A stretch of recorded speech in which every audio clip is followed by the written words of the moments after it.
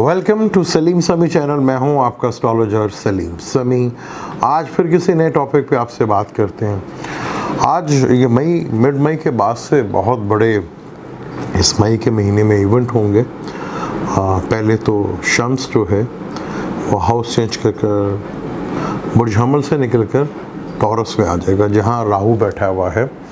और राहु के साथ ग्रीन लगता है और सैटर्न इस महीने 23 मई से लेकर 11 अक्टूबर तक रेट्रोग्रेड हो जाएगा। और इसी महीने 26 को मरकरी भी निकल जाएगा और 28 को वीनस भी जमनाई में आ जाएगी। बड़ा इवेंट है ये। मिड ऑफ मई के बाद जो सबसे बड़े इवेंट है वो सैटर्न का रेट्रोग्रेड होना और शम्स का बुर्ज टॉरस में आना, जहाँ राहु बैठा हुआ है। वैसे तो प्लैनेट्स को में किंग जो माना जाता है वो शम्स को माना जाता है कि तमाम प्लैनेट्स का जो किंग है वो शम्स है, लेकिन राहु उसकी भी पावर को क्लेम कर देता कि नहीं, आप नहीं, मैं किंग हूँ। क्योंकि शम्स के आगे जितने भी प्लैनेट्स उसके करीब आते हैं वो सब के सब गुरूब हो जाते हैं और राहु शम्स को ही गुरूब कर देता है। यानी कि ग्रेन जब लगता है तो एस्ट्रोलॉजिकली राहु केतु बिल्कुल सामने आ जाते हैं। राहु शम्स के ऊपर होता है शैडो की सूरत में। वो कहता है कि किंग आप नहीं, किंग मैं हूँ। इसी तरह अगर पाकिस्तान के चार्ट को देखें तो पाकिस्तान के बर्थ चार्ट में लगन में अगर टॉरस लगन ले तो वहाँ पर राहु बैठा हुआ है। और अगर लगन राहु में बैठा हो तो शम्स जहाँ भी बैठा हो जायचे में बुरा माना जाता है। पाकिस्तान में भी यही हुआ कि किंग कोई और है, लेकिन क्लेम जो है पीछे डोरें किसी और के हाथों में होती हैं। लेकिन यहाँ पर सैटर्न की हम बात करेंगे जो बहुत ही इम्पोर्टेंट है। सैटर्न और जुपिटर का जब भी कोई ट्रांजिट होता है या कोई बड़ा इवेंट या रेट्रोग्रेड या रिजर्व होता है तो उसको जायचे में बड़ी अहमियत दी जाती है, क्योंकि दो सबसे बड़े प्लैनेट्स हैं राहु केतु भी, क्योंकि इनका ड्यूरेशन बड़ा लंबा होता है। तो जुपिटर और सैटर्न, क्योंकि जुपिटर को याद किया जाता है कि अच्छाई से याद किया जाता है कि वो सबसे सात्विक प्लैनेट है, और सैटर्न सबसे ज़्यादा तकलीफ़ देने वाला प्लैनेट माना जाता है। सैटर्न 23 मई 2021 को रेट्रोग्रेड हो रहा है और ज़मीन के करीब आ रहा है। जब कोई प्लैनेट रजत पजीर होता है या रेट्रोग्रेड होता है तो ज़मीन के करीब आ जाता है, यानी शम्स से उसका फासला 120 डिग्री का हो तो वो रेट्रोग्रेड होना शुरू हो जाते हैं। और जब कोई प्लैनेट बिल्कुल ऑपोजिट आए तो वो उसकी पावर्स का अपनी पीक के ऊपर होती है।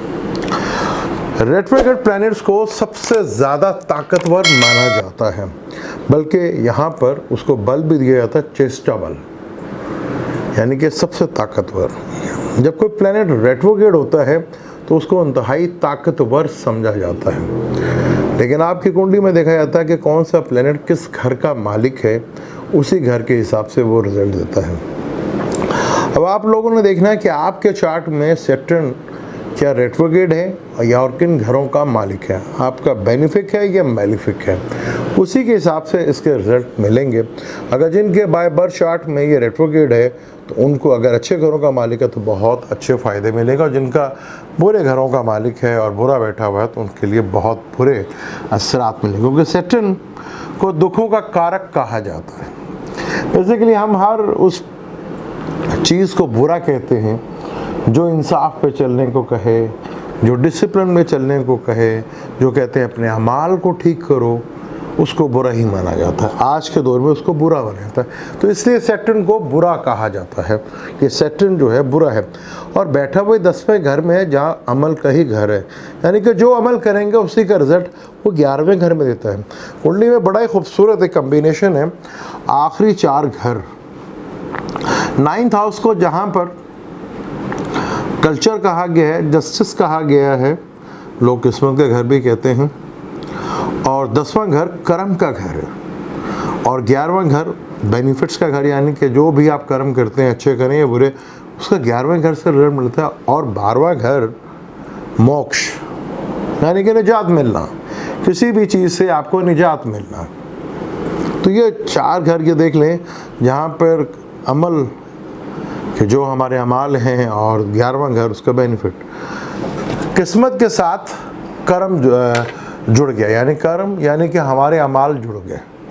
हम जो अगर 9वें घर को किस्मत लें तो 10वां घर कर्म का बन गया, यानी कि हम जो भी कुछ करेंगे अमाल उसका डायरेक्ट हमारे अमालों से ताल्लुक़ है किस्मत का। 11वें घर से डायरेक्ट नहीं है।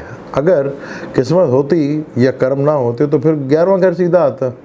यहाँ पहले हमारे अमाल आए कि हम अमाल क्या करते हैं, उन्हीं का मालिक है सैटर्न, और सैटर्न को चेष्टा बल भी मिलेगा, और ये बलों में सबसे बड़ा बल माना जाता है। सैटर्न जिसका अच्छा है तो उसको 3 गुना ज़्यादा बेनिफिट देता है, जिसका बुरा होगा तो उसको 3 गुना ज़्यादा बुरा रिजल्ट उसका मिलता है। सैटर्न को हमारे यहाँ बहुत ज़्यादा तकलीफ़ वाला यानी कि दुख देने वाला प्लैनेट्स, अमूमन सैटर्न तकलीफ़ नहीं देता। जो प्लैनेट उसके साथ बैठे होते हैं उनसे रिलेटेड कोई प्रॉब्लम हो तो उस चीज़ को वो लंबा कर देता है, क्योंकि सैटर्न डिले का भी कारक है, और सैटर्न एग्रेसिव है, और सैटर्न नहस भी है। इसका ज़मीन के करीब तर होना क्या तकलीफ़ों में इजाफा हो सकता है, ये बड़ी इंपॉर्टेंट बात है, क्योंकि जुपिटर खुशियों का कारक है, जो 20 जून 2021 को रेट्रोग्रेड हो गया, यानी 1 महीने तक तो सैटर्न भरपूर अंदाज से अपना काम करेगा, और बड़ी तेज़ी के साथ इसके रिजल्ट जो है देखने को मिलेंगे। सैटर्न जब भी कोई प्लैनेट रेट्रोग्रेड होता है तो कहा जाता है कि वो पिछले घर के भी रिजल्ट देता है। तो यहाँ पर सैटर्न बैठा हुआ है कैप्रिकॉर्न में, यानी कि अपने घर में, और उसके बाद 11वां घर उसका अपना घर है। जो प्लैनेट 2 घरों के मालिक हों वो जहाँ पर भी बैठे हों अपने दूसरे घर का भी रिजल्ट देते हैं। तो यहाँ ये पीछे जा रहा है तो यहाँ सैजिटेरियस के भी रिजल्ट वापस आएंगे।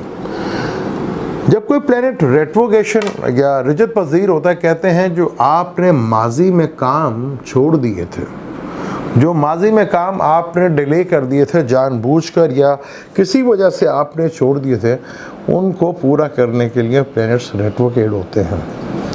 अब हम सब ने देखना कि हमारे 12 ज़ोडिक में सैटर्न किन घरों का मालिक है और किन किन को देख रहा है, क्योंकि सैटर्न की 3 नज़रें भी होती हैं। तीसरे घर को तीसरी नज़र भी देखता है, और 10वीं नज़र जो उसकी अपनी नज़र है, और 7वीं तो हर प्लैनेट की नज़र होती है। यानी कि तीसरी नज़र से जिस घर को देखेगा वहाँ से एफर्ट्स बढ़ानी पड़ेगी। 7वां घर जो है जो भी इसका सामने होगा, क्योंकि इस तरह बारी बारी सारे प्लैनेट्स हैं सैटर्न के साथ ऑपोजिशन भी करनी है, जो शुरुआत हो जाएगी जून में ही। मार्स होगा जिस्म, यानी कि मार्स को जिस्म कहा जाता है, शरीर यानी कि बॉडी, वो आ जाएगा नीच का, और कर्म हो जाएंगे नज़दीक के। बॉडी हो जाएगी नीच यानी कि जिस्म हो जाएगा नीच, और कर्म आ जाएंगे बहुत नज़दीक। तो इन दोनों का जब आपस में ऑपोजिशंस होगी और जुपिटर साइड पे बैठा होगा, क्या तमाशा होगा।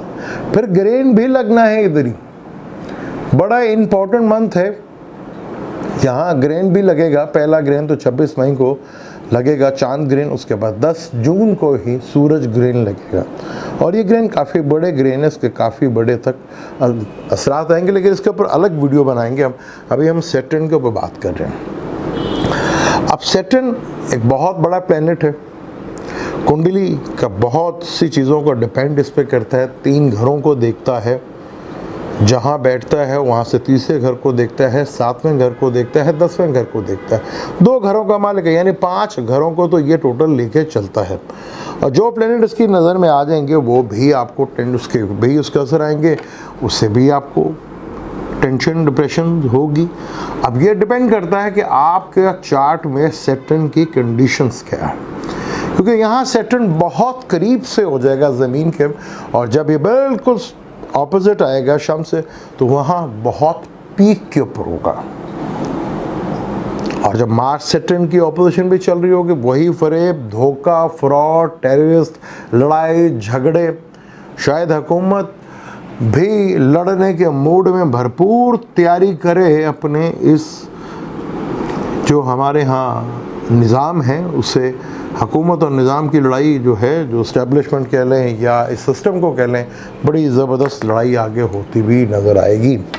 यहाँ हर आदमी एक दूसरे को फरेब और धोखा भी देगा, क्योंकि मार्स सैटर्न का ऑपरेशंस होगी। तो एक जमूद सा हो जाता है। बाज़ दफ़ा जमूद का शिकार हो जाती हैं चीज़ें, स्टक हो जाती हैं चीज़ें, जो चीज़ें सोच रहा होता है उसकी सुई उधर ही फंस जाती है, लेकिन जैसे ही ये ख़त्म होते हैं तो इसके असरात बहुत तेज़ी के साथ नज़र आना शुरू हो जाते हैं। पर यहाँ आपने ये देखना है कि आपके बर्थ चार्ट में सैटर्न किन घरों का मालिक है। क्या आपके चार्ट में सैटर्न अच्छा रिजल्ट दे रहा है या बुरा। एक ज़ोडिक की मैं बात कर देता हूँ। अगर आपने 12 ज़ोडिक पे क्या असरात पड़ेंगे, तो मेरा दूसरा channel astro weekly astro horoscope, वहाँ पर जाकर ऊपर लिंक आ रहा होगा, क्लिक करके आप वहाँ पर जाके 12 ज़ोडिक पे क्या असरात पड़ेंगे जाके देख सकते हैं। लेकिन यहाँ बड़ा इम्पोर्टेंट है कि सैटर्न बहुत आप अपने घर में, कर्म के घर में ये रेट्रोग्रेड होने बड़ी तेज़ी के साथ इसके असरात जो हैं वो मिलेंगे, कि ज़मीन के करीब तर होता जा रहा है। और सब प्लैनेट्स, पहले मार्स आएगा, फिर शम्स, मरकरी, वीनस, सारे प्लैनेट्स इधर आएंगे जो इसके साथ ऑपोजिशंस करेंगे।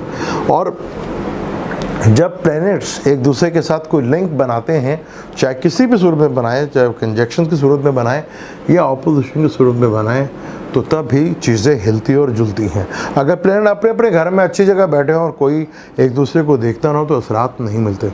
तो सैटर्न बहुत बड़ा प्लैनेट्स है, दुखों का कारक भी कहा जाता है। अब आपने देखना है कि आपके चार्ट में कैसी है, क्योंकि ये टाइम आगे आने वाला टाइम जो है 23 मई से लेकर 10 अक्टूबर तक कुंडलियों के बेशतर फैसले इसी इनकी ट्रांजैक्शंस के ऊपर ही होंगे, सैटर्न की रेट्रोगेशन पे और जुपिटर की रेट्रोगेशन और मार्स की ऑपोजिशंस के ऊपर ही। तो ये 5 महीने बहुत सी चीज़ें आपको करनी पड़ेगी। एक जोड़े की मैं बात कर देता हूँ, बाय नेम बात कर देता हूँ, वो आप देख लीजिएगा। हमारे एक्स चीफ मिनिस्टर साहब शहबाज शरीफ साहब, उनका नाम शहबाज है, तो अगर नाम से अगर देखें तो बुर्ज एक्वेरियस है। तो एक्वेरियस का जो मालिक है वो भी सैटर्न है, और 12वें घर का मालिक वो भी सैटर्न है। सैटर्न 12वें घर में है, और आपने देखा कि सैटर्न 12वें घर का मालिक है, 12वें घर का भी मालिक है, लगन का भी मालिक है। तो ये जब से 26 जनवरी 2020 से सैटर्न इधर आया हुआ है, तो आपने देखा कि शहबाज शरीफ कभी अंदर तो कभी बाहर, कभी बैरून मुल्क, कभी अंदर, कभी बाहर, कभी बैरून मुल्क। तो ये 12वें घर का ताल्लुक हॉस्पिटल से भी है, बैरून मुल्क से भी और जेल से भी है। तो आप ये देख लें कि शहबाज शरीफ साहब बेचारे जब 26 जनवरी के बाद से ये आया है, तो इसी तरह होता रहा। साथ ही फिर 10वां घर भी शुरू हो जाएगा ना एक्वेरियस का, क्योंकि 11वां घर, अब वो जो बेनिफिट इन्हें उठाना चाह रहे थे तो वो शायद थोड़ा सा तकलीफ़ में आ जाए। फिर 10वें घर का मालिक के साथ ऑपोजिशन, कुछ पुरानी चीज़ें, कुछ माजी की चीज़ें पीछे गले ना पड़ जाएं। ये था सैटर्न का रिजत पजीर होना 4 से 5 महीने के लिए। आपकी कुंडली पे कैसा बैठा है, आपने किसी अच्छे एस्ट्रोलॉजर, क्योंकि बहुत अब मेजर इवेंट्स, क्योंकि सैटर्न की रेट्रोगेशन बहुत इंपॉर्टेंट होती है और ये बहुत ज़्यादा अहमियत दी जाती है। ज़्यादातर कुंडलियों में जो तकलीफ़ आती है वो सैटर्न से ही होती है, लेकिन उसमें बाज़ दफ़ा हर प्लैनेट्स की होती है, दिशा भी होती है, ख़राब होती है। अगर जिनकी दिशा अच्छी है तो वहाँ पे चीज़ें डिफरेंट हो जाती हैं, लेकिन बड़ा इम्पोर्टेंट रोल करेगा सैटर्न का रेट्रोग्रेड आपकी कुंडली के ऊपर, आपके चार्ट के ऊपर। अब आपने देखना है कि आपके चार्ट में क्या कंडीशन है। किसी भी अच्छे एस्ट्रोलॉजर से आप मिलके आप अपना चार्ट दिखवा सकते हैं। अगर ख़ुद देख सकते हैं तो ख़ुद देखें कि क्या आपको अगले 4 महीनों में, 4 साढ़े 4 महीनों में करना है, कि हालात किस तरफ जा रहे हैं। मुझे दें इजाज़त, लेकिन जाने से पहले चैनल को सब्सक्राइब कर लीजिएगा और बेल के बटन को ज़रूर दबाइएगा। अल्लाह हाफ़िज़।